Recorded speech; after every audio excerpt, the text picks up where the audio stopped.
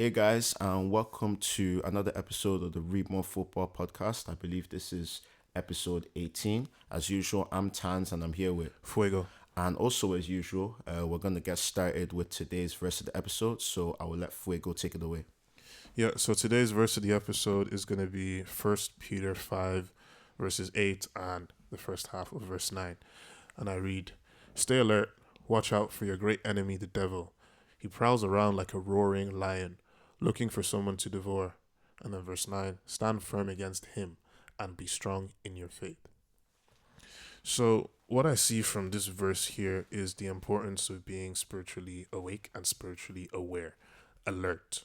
There, They're similar. I used three words that start with A. That's cool. But yes, being present in the spirit, because this verse says that the devil is our enemy. Obviously, we know that an enemy is out to do the opposite of good to the person that person is the enemy of. He prowls around like a roaring lion. That's what we would call vivid imagery from Living Cert English. But the point being, I can see your reaction there. But look, I don't even know why that came to me now. But the point being that if you even think about it, a lion is supposed to be scary. A lion kills its prey, basically. It says that he's looking for someone to devour, literally looking for somebody to destroy completely. And God forbid that it would be any of us, but the point being, we need to stay alert. We need to be aware that this is a threat. The devil is a threat. The threat is very real, that the devil does have power. But then the next verse says that we should stand firm against him and be strong in our faith. Why? Because God's power is greater than the power of the devil. And therefore, standing strong in your faith means that whatever the devil tries, he won't be able to succeed. But at the end of the day, you cannot stand firm against the devil if you are not spiritually alert. So that's what I take away from that verse. Yeah, I would agree with that. And also, just to bring up something that you brought up before we started recording, there's a different verse that I just want to use just to supplement this, which is Matthew 13 verses 24 to 26. Now, the actual like overall context is not exactly this, but I still feel like there's something that we can learn from that we can bring into this topic. So I'll just read it. He puts another parable before them, saying, "The kingdom of heaven may be compared to a man who sowed good seed in his field. But while his men were sleeping, his enemy came and sowed weeds among the wheat and went away. So when the plants came up and bore grain, then the weeds appeared also." Now, I feel like that's a really good verse to just supplement what we're saying because, you can use that as a metaphor to, if you are spiritually asleep, if you're not awake, if you're not alert, if you're not, within prayer, constantly in your Bible, then that's when you leave the door open a crack, or I think the word is ajar. You leave the door open ajar for the devil to come and, just plant seeds in your life and start working in your life. I'm not speaking. I think we always try to emphasize on the episodes that we're not speaking from an area of spiritual superiority. This is a struggle that I very much go through as well. Not always, especially as a young person, not always being tip top shape in my prayer life, but it is something that I try to work on. It's something that we should all try to work on as well, because it even says in the Bible, I don't know what verse it is exactly, but that we should pray without ceasing. I think prayer can be our biggest weapon. Prayer can be our biggest weapon, and then obviously our biggest weapon joint with that would be the word. We did mention this in a recent episode about the word being the sword of the spirit. Yeah. Which is also mentioned in the Bible. So just these little things that you can use to resist the devil's temptations, resist his false promises, and stop his seeds from being planted in your life. 100%. And just on that note of the prayer thing that you mentioned there, prayer, when it says to pray without ceasing, it does not necessarily mean that every single thing that comes out of your mouth must be a prayer, that you must be. It's hard to kind of quantify, because sometimes people will be like, okay, does that mean that everything that we think about must be a prayer, or does that mean that we should be praying all the time, as in every waking moment of the day? I don't believe it's necessarily that. I think it's more metaphorical for what is your heart posture. If your heart posture is, grateful to God, you would be like, something happens and you're like, thank you, God, in your head or in your mind or something like that. Or you, well, not or, but and, like adding all these things together, obviously being grateful to God for what you have, grateful to God for what He does every day for you. Then also, for example, making sure that you include God in your plans. That, God, as I go through today, please guide me. Please, it doesn't have to be as little as, oh God, should I turn left? Should I turn right? It can be, if that's the level of your relationship with God, that's the way it should be. But basically, just being conscious of God in your life constantly. I think that's what it means to pray without ceasing. Obviously, that's not exactly what we were talking about at the beginning, but it does tie in that when you are in tune with God in your life, it is easier to see what's going on in spirit. So, yeah. Yeah, I would have to agree once again, and just to re-emphasize the point that us as a group, as young people or anyone who is watching it, because at the end of the day, we're all in the same spiritual fight, spiritual warfare. It's really important for us to be spiritually alert, spiritually awake, constantly in our word, especially in our word. For me personally, growing up since being a child, my struggle has been with the prayer aspect, but I've always been stronger in getting into my word. But as you grow older, as you become more mature in your faith, it's not just reading the word, really understanding the word, and allowing the word to manifest in your heart, manifest in your life. Because when you do that as well, then you will be better equipped to deal with the spiritual battles that you may have to fight with against the devil, but not only against the devil, against your flesh as well. So yeah, I think we'll leave it there for today with that portion of the episode, and we'll head into today's football portion. Yeah. So, I mean, there's a few different ways to approach this. The first thing that I guess we'll probably mention is, obviously, just before the episode, we were talking about, or I guess you were talking about, how, I don't know how to phrase it exactly, but Yeah, football being, is it lot of boring yeah, or, lot of conversation of football being boring these days. Lot of really loud conversation as well about how people don't enjoy football how they used to be. I'm very wary of people saying that, because a lot of it is nostalgia.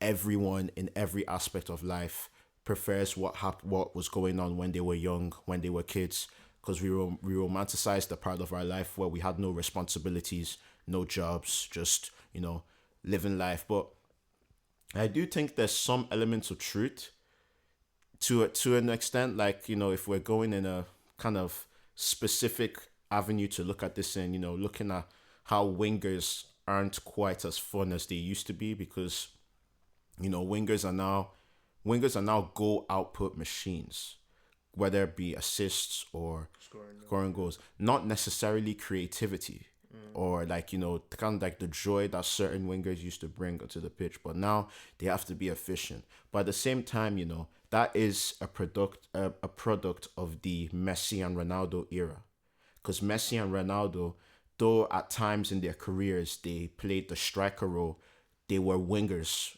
or wide forwards or whatever you want to call them Yeah. for the majority of their careers. And they're the ones that have led the expectation for today's wingers to, have to score goals. But then it's not only that as well, in my opinion, the it's also the new expectation of efficiency in the game.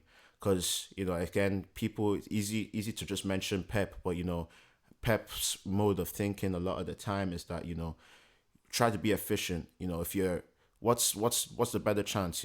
Keep it. What's better, keeping the ball and keeping the opportunity to create a really good chance, or your winger doing some trying to take on his man too early when he's not supposed to, and losing the ball and potentially conceding a big chance of the counter attack.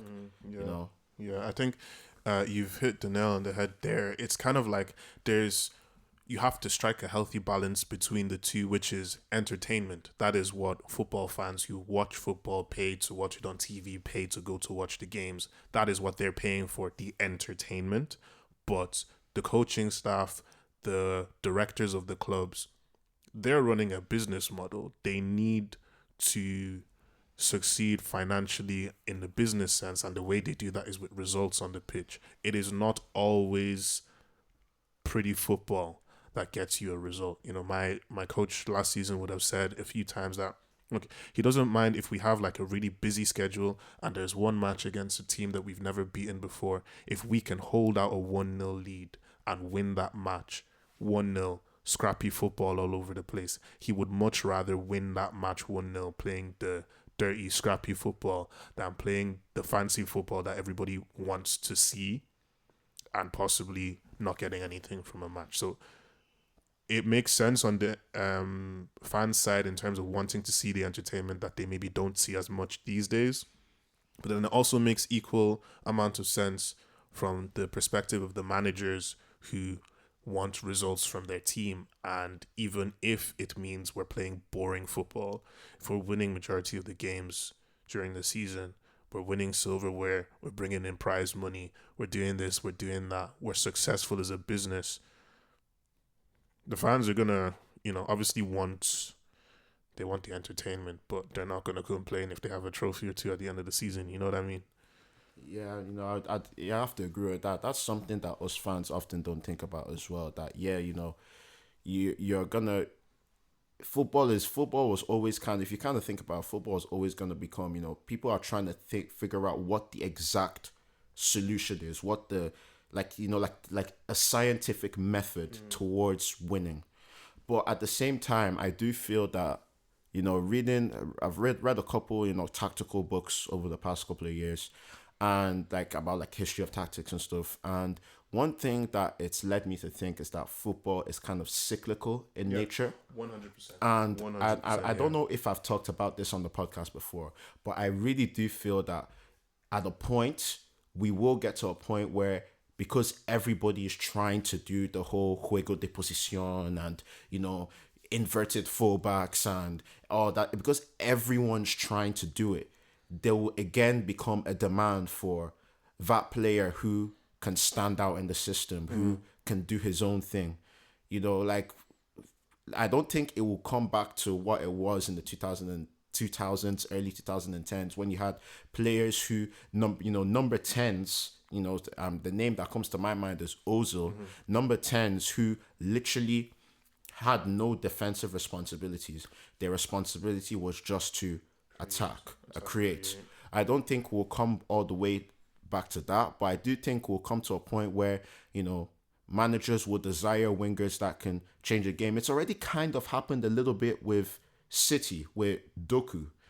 Because Doku is, people are saying that, Doku's already kind of becoming a Man City winger, but Doku is not the type of winger that Pep normally buys. No, he does like to Doku's natural instincts is to try to take on his man, to try and do nice stuff, do nice flicks and tricks with the ball. So you can already see it that even at the top of the game where Pep is, in fact, let me even the whole inverted fullbacks thing. Yeah. Pep is the one that started that. And then now in the last couple of years, he started doing the whole 4 centre-backs thing, coming back to 4 defenders at the back, not 2 centre-backs and two full-backs who are not really full-backs, who are you're just forcing them to play there. He's the one that started all that. And he's now come back to, having 4 defensive players, and that's how they won the Champions League. So even at the top, you can already see that it's a bit cyclical. It's just finding new ways to do the same things. Yeah. But at the end of the day, nobody can necessarily reinvent the wheel in that sense. You're always going to see the same thing kind of popping back up. I think even from an attacking sense, not necessarily with the wingers, but even with the striker, we've kind of seen, conventionally, we see, like these days now, we see false nines. People who are going to drop in deep to collect the ball, or people who are running through the channels and stuff like that. We haven't really seen that number 9 target man type of football being played. for a approaches. while. Um, I wouldn't really categorize Haaland into any of those because he sometimes does a little bit of all three. But even with this Euros in particular, we've seen a few serious strikers kind of come through and give us that nostalgic feel of this is what the striker would have done back in 2010 or something like Like that. Weghorst, Fulkrug as well. Yes, definitely.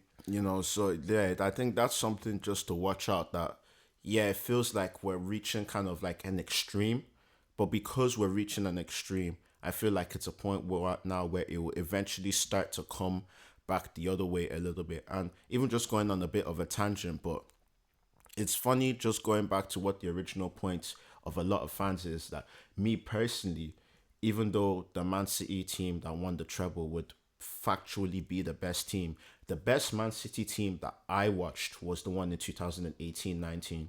The one the one that I think you guys lost to Tottenham in the quarters. Yes. Yeah.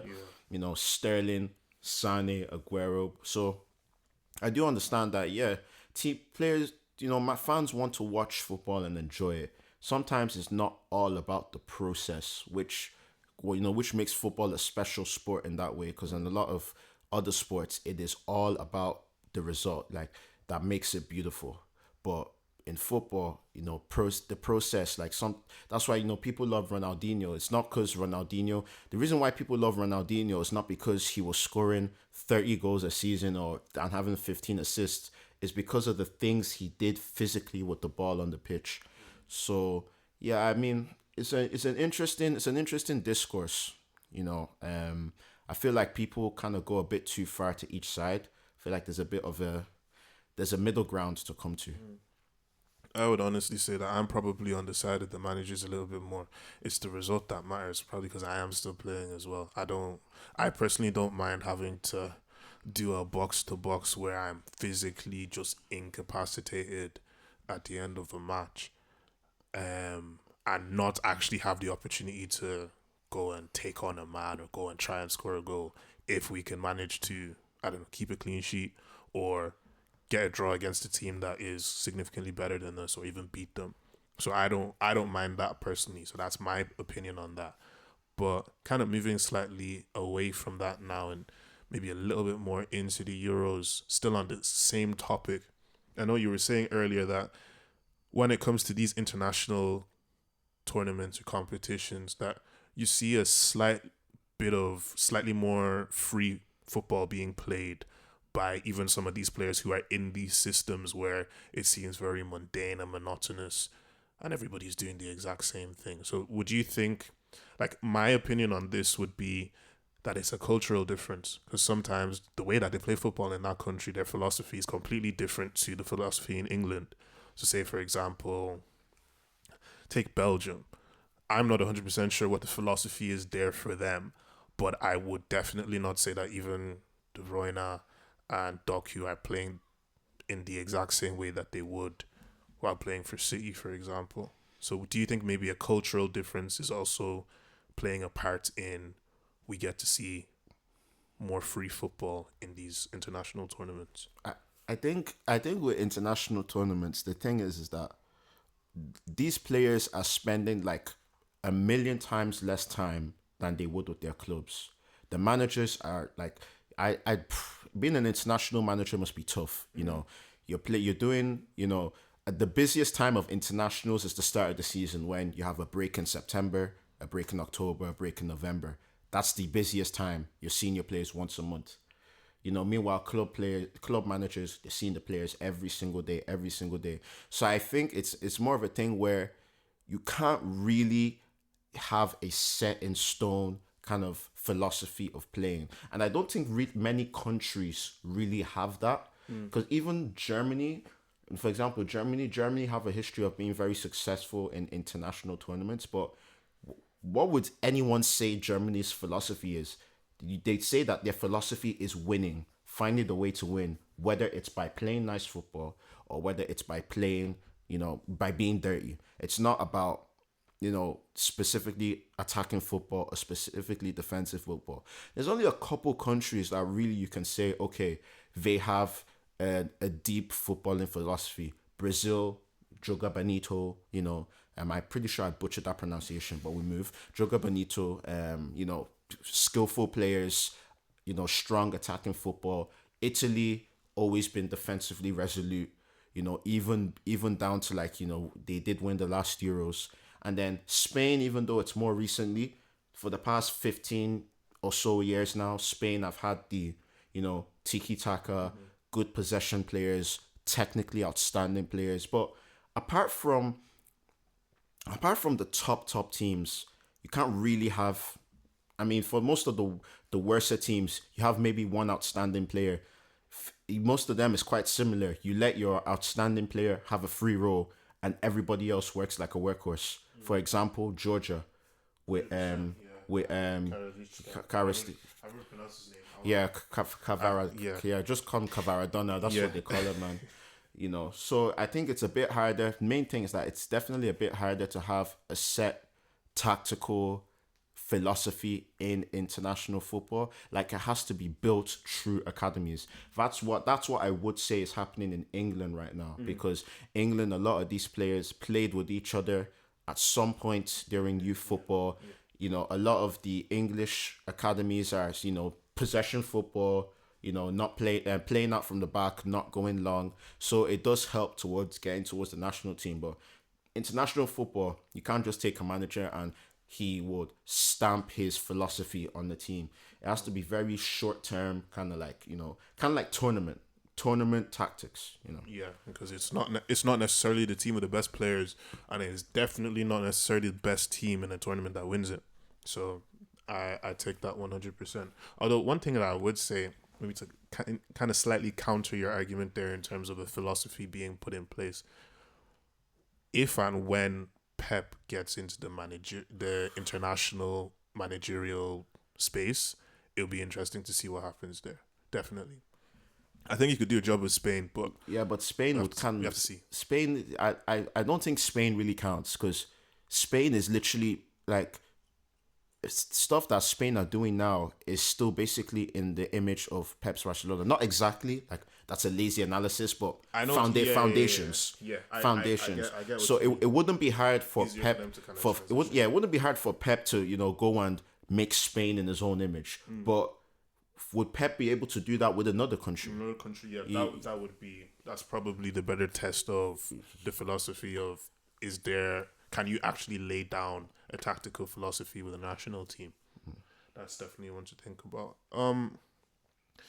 I think maybe we can look a little bit at that last kind of group stage and a few games. Look ahead to the round of 16, which today is Friday the 28th of June, and hopefully in about 3 or 4 hours this episode will be out. So we should still have this out before the round of 16 starts, which is tomorrow afternoon, as far as I remember. Yeah.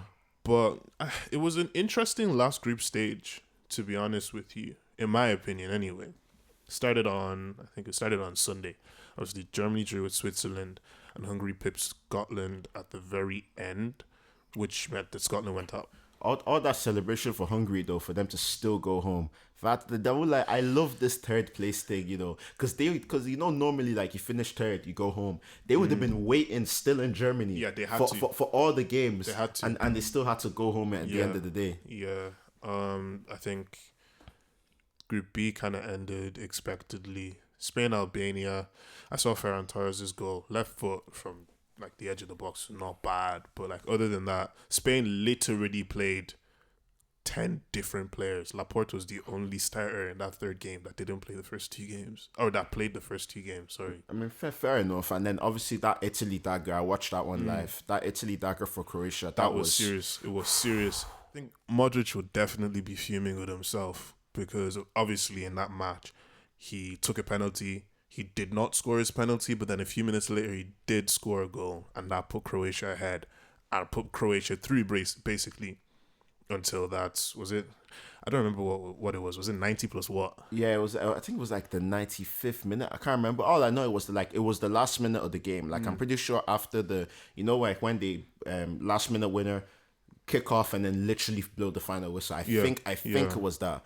But like, I mean, obviously though, Modric, what's it called? Modric scored like 30 seconds after he missed his penalty. So I mean, I don't know. Like, would they have scored? You can't say that it's really a chance. I mean, he basically scored. He still scored. I think it was like, I don't think it was even up to a minute after he missed his penalty. So I don't think you can realistically say that. Yeah, but it's still, he would be sad. I mean, I don't know if Modric is going to go to another international tournament. I think he's 38 now. Yeah, I think he's already gone past. He's gone past. and he's already a good bit now past his best. You know, the last time you could say Modric was truly at his best, we're probably talking like, you know, 2018, 2019, 2020.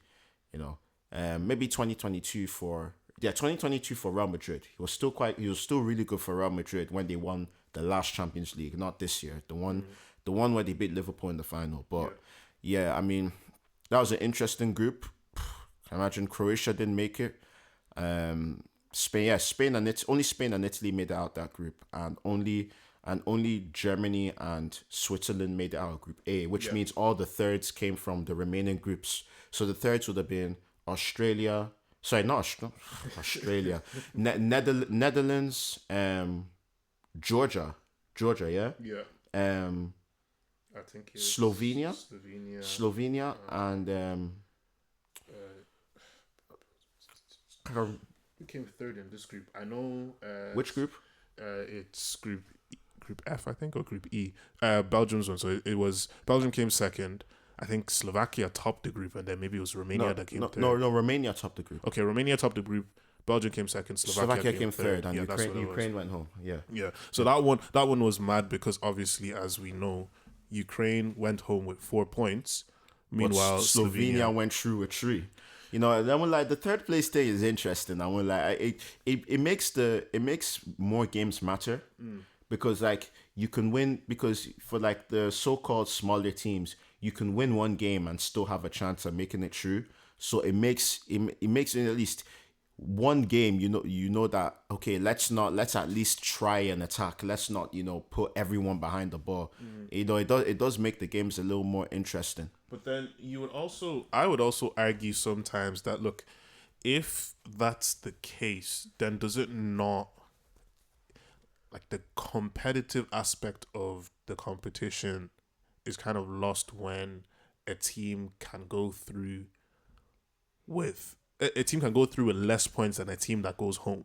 That I would feel that you'd almost, obviously it would add more games, but you'd almost want to do a playoff between random third places or something like that, or random third and fourths. That's going to add massive amounts of games. I'm sure they've considered it before and said that they don't want to do it. But honestly, my response to that is, I don't think I say the full quote here, but my response to that is tough luck. Like that, the response to that is tough luck. Yeah, I'd hate it if it was me, but that's life, man. Yeah, no, it is 100%. That's life. Like, yeah, no, next time don't lose. Who did Ukraine lose to? They lost to Romania. Next time don't lose 3-0 to Romania. Yeah, you know what it is. That game that threw me off, and even their second game, the Yarmolenko goal, the way he took that touchdown and then just took the one little touch past the keeper was so beautiful. And I was like, yeah, Ukraine might be back into this, but then it's like, oh, they're playing Belgium in their last game. They need a result for one of the other two teams to go through in the other game from that group. And I was just thinking to myself that they seriously messed up in that first game. And it's like, will I call him the Champions League winning goalkeeper because he didn't play the final? But couple mistakes I seen. Lunin made, I think, 2 of those 3 goals in that first game against Romania were definitely avoidable. But look, at the end of the day, that's what happens. They're out. I think the other one I wanted to look at, France's group. Yeah, I mean, France have been poor, just as poor as England actually, but France obviously have a bit more, credit in the bank. So, but still, France have been poor. Austria topped the group. Yeah. After losing to France in the first game. Yeah, and that's without Alaba. Is Alaba not at this tournament at all? No, he's with the Austrian camp, but he's not playing. Oh, at all. He's not part of the squad. That's interesting. Yeah. But yeah, I mean, Austria did well for themselves after losing to France first game, but then won their remaining 2 games. I mean, good, serious win against the Netherlands. Netherlands it was back and forth as well. serious win against the Netherlands. I mean, Netherlands third place. I mean, that's a strong third place. Who are Netherlands playing actually? Let me see. Um, They're playing Romania. Yeah, long day for oh, Romania. that's tough. And that's the thing. When you look at it that way, obviously the Netherlands are the they'd be the favorites for that. yeah, but the way that it was is first place in one group, Romania, third place in the other group. Netherlands. That's crazy. No, that's big. I mean, but it will be a good day out for Romania, and I mean, Definitely. Netherlands haven't been all that convincing either. So who knows? There might be a shock on the cards. Yeah. And I mean, going to England, I mean, probably played the worst football at this tournament. That was the worst group in my opinion. I won't lie. Yeah, I won't lie. In terms of performance, I was doing far better things than watching that last England game. I didn't even watch it. Yeah, I'll be sorry with you. You wouldn't. Yeah, that would have been a waste of my time. But at least England have got an open play goal. France don't have an open play goal yet. Yeah, because their only goal scorer is Kylian Mbappe from a penalty. Yeah, and then the own goal was the first game against Austria. They've scored 2 goals in this they've scored 1 goal in this competition and then another OG. Apparently OGs have contributed the most. I think is it 7 or 8 OGs this competition already. And then I was just looking at the Portugal group. That reminded me of the Turkey-Portugal game. That own goal was so funny. Oh my days. I remember I was coming back from work. I just walk in and the first thing I see on the TV is what's it called? Cancelo and Ronaldo are arguing with each other, right? Because pass has gone wrong. For them not to know that the Turkey defender has gone to try pass it back to the goalkeeper. The keeper has come off his line, and you know what happened next. Reminds me of the Ainsley Maitland-Niles one from back in the day. Who told it? who told it to come off his line, bro? That's actually so funny because we could literally see him. So especially kind of like being a team, like how Black British people speak. Yeah. You could just see it was so obvious what it was saying. Nah, but I can understand because it would frustrate him, and that Turkey defender would be frustrated because it's such a good finish. If you think about the fact that he was literally just trying to pass it back to his keeper, and his keeper went to the side. No, can you imagine communication, lads? That's the first thing they tell you, like in playing ball when you're young. Communication. And there's another thing though, because it was a good pass. Because if he had put less weight on the pass, maybe the keeper or his other defensive partner would have got back to it. But then that's equally likely for one of the Portugal attackers to get onto it if they hadn't come out in time. So he put enough weight on the pass that if the keeper was on his line, he wouldn't have had an issue with it. So I guess that's funny. Yeah, that is funny. Just a lack of communication. I think just to finish off though, we're just some quick fire predictions. Just maybe a winner and just a little bit on why you think they're gonna win. We'll go for all the games. So we'll both do it. So you first. Switzerland, Italy. I think Switzerland, Italy have come back this competition, but haven't been the most convincing. Switzerland's last match wasn't convincing. Well, I say it wasn't convincing. They did play Germany, but I've seen kind of sparks that would make me think they would beat Italy. So. Yeah, I would like. I'm inclined to agree because Switzerland give me the look of a team that could just make a surprise, run to the semifinals. Because there's always that one team, especially in the Euros, that just 2016 it was Wales, in 2020 it was Denmark. There's always a team that just makes it, and Switzerland have been in and around for quite a while now. So I could see them just, making it to the semifinals. So Germany, Denmark. I think Germany's class is just going to shine through, to be honest with you. I'll have to agree. Denmark haven't been convincing for me to say that they could spring an upset. So yeah, I'd have to go Germany there. England, Slovakia. I mean, I feel like this is the one where everyone would bet on for maybe, out of hate for a surprise. But if England can't beat Slovakia, I think that's extremely concerning. I think that's bigger than the manager or the players if they can't beat Slovakia. It's something that can definitely get talked about at length, but I wouldn't be backing England at this point, to be honest with you. No. I'd back them to beat Slovakia though, at least. We'll see anyways. What day is it? It's on Sunday. Sunday, at least. Sunday. And then Spain, Georgia, I'd be back in Spain. Yeah, definitely. 100%. We'll probably, later in the tournament, expecting Spain to get far. We'll probably touch on Yamal and Nico Williams. That I love a good wing pairing, man. Yeah, 100%, 100%. Yeah. France, Belgium. Whew. And I have a couple friends. You probably know who they are. Who have ties to both France and Belgium. So that's gonna be an interesting day for them on Monday. But I'd have to go France. Belgium haven't been all that convincing. But then at the same time, France haven't been convincing either. You know what I mean? But France have more talent, so that kind of like makes up for it. But at the same time, I wouldn't be all that surprised if Belgium were able to pull off a result here. I wouldn't be all that surprised, but I would have to go France. Yeah. Okay. Yeah. I hear what you're saying. Portugal, Slovenia. I'd have to go Portugal for that one. I guess because Slovenia barely made it. Yeah, only barely made it out the group. I mean, it's not like Portugal were crazy convincing, but I think they should have too much for Slovenia. And then the last day, which will be on Tuesday, Romania, Netherlands. I'm backing Romania all the way. That's my sweepstake team in work. Because I was super surprised when I saw 3-0 the first match. They're a team that can surprise you 100%. If there's any team that can surprise you, it's Romania. So I'm not seriously backing. I'm backing them to surprise them, not necessarily win the match. But obviously, we see Netherlands as the team that are favorites to win that game, of course. Yeah, I mean, I think I don't know if I could really call a winner here because Netherlands would have more talent on paper, but I haven't been crazy convinced by them when watching them so far. So, but I think I'll go for the Netherlands just about, and then Austria, Turkey. That could be a real interesting game. It's a difficult one to kind of say that there's one that would defo win the match. Yeah, because both have shown the reason why they're at the Euros. To be honest with you, it's the type. I wouldn't lie. Austria, Turkey. That's the type of game that could go the distance. It's definitely one to actually lock in and watch. Yeah, I would lie. That's the type of game that could definitely go the distance. Watch out for anyone watching. Definitely watch out for Arda Güler. You know that goal he scored in their first game. I think there was the camera angle where the camera was shaking. Like, man. Yeah. One thing that I will mention, and I'm going to mention it here because I don't want to forget to talk about it in a feature episode, is that France-Poland game. Robert Lewandowski got to retake his penalty, and it sparked a lot of controversy over if you're going to allow him to do that type of run-up.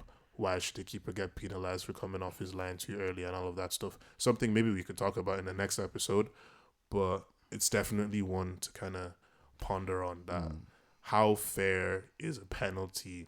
But then on the flip side, it's called a penalty for a reason. It's called a penalty for a reason. Like I don't read too much into that. I did disagree with them not allowing the goalkeepers to do a bit of like mind games before the penalty, but outside of that, like it's a penalty. It should be an advantage for the attackers. I'm not into making concessions for the goalkeepers. Don't concede penalties. Yeah, my opinion. Yeah.